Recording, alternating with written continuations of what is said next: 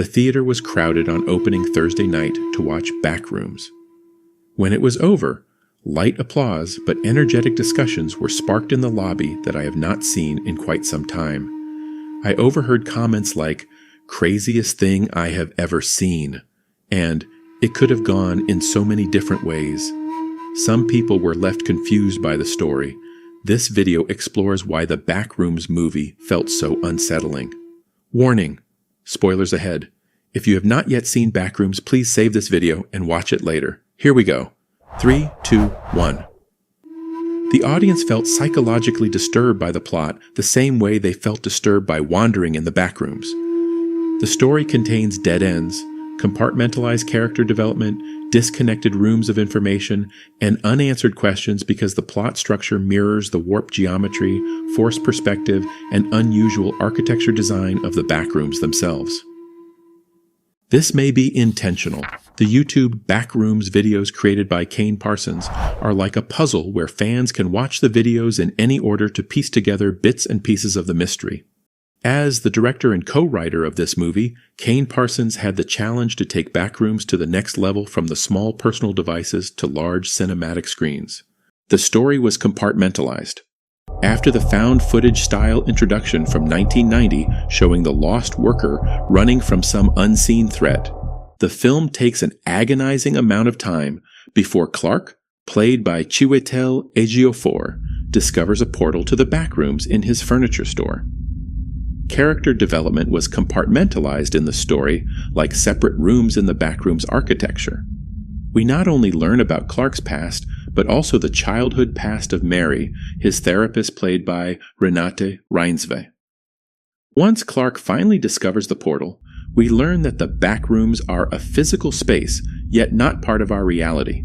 It's accessible via a portal intersecting our reality to its dimension. Physical objects can pass through the two-way portal, such as the stool Clark brings back with him from the backrooms during his first exploration. The movie is disturbing because it doesn't flow like a traditional Hollywood 3-act plot structure. Like a hallway, the film does not lead you on a journey to a destination. Instead, it behaves like a maze. Every room seems important. Some contain clues. Some contain emotional revelations. Others appear to lead somewhere and then abruptly end.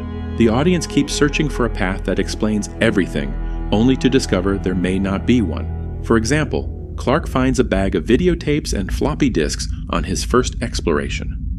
While this can be very helpful for him to understand the backrooms and as something to show Mary, he doesn't take it. Introducing the bag of tapes is a dead-end story element. One of many story dead ends that I found frustrating. With the tapes, he could have learned about the 3-person search team rule leading to asking Kat and her boyfriend Bobby to explore with him. Instead, he enlisted them because of Bobby's video camera so he can have proof to show Mary.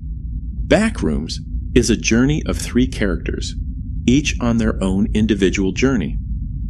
Clark, the furniture store owner, Mary, his therapist, and Phil, the async employee. The story best fits a Kishōtenketsu plot structure. Kishōtenketsu is a compound Japanese word stemming from ki, introduction, sho, development, ten, twists and turns, and ketsu, conclusion.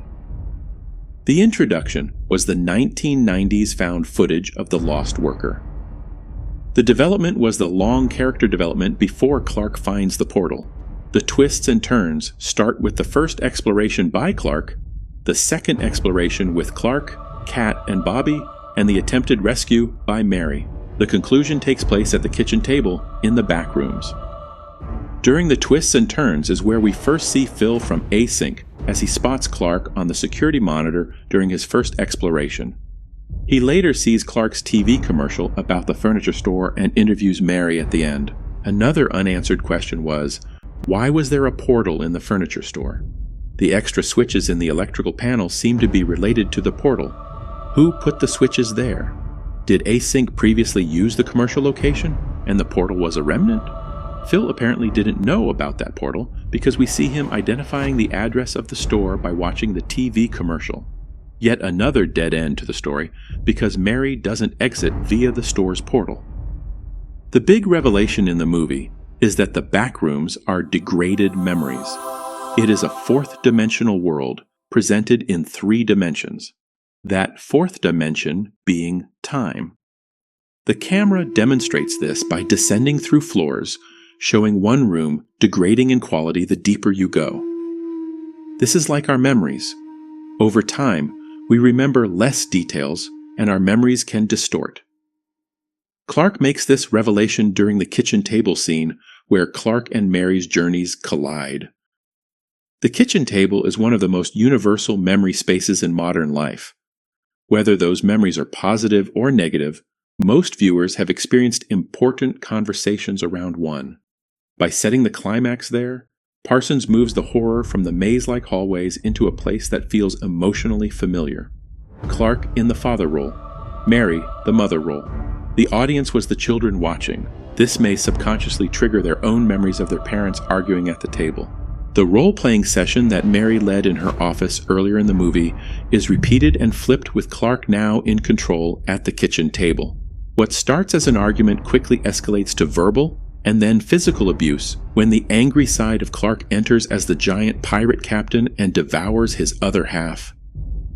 This scene reveals the most insight about the 2 characters and the backrooms. Mary struggled with childhood trauma seeing her mother being institutionalized. That pain motivated her to try to help others by becoming a therapist. Her self-help book parallels the underlying message of the movie. Quoting the book, "We all have our loops, our habits, behaviors that keep us walking in circles, reaching for the same solutions over and over again, thinking each time will take you somewhere new, but they don't. And still, it's the neural pathway of least resistance, a path you made. It's the one that kept you safe when you were a child. You learned to push people away before they could hurt you. And now, as an adult, you're still stuck right where you started. Alone." During the argument at the kitchen table, she makes an epiphany that she cannot help Clark, that she can't really help anyone.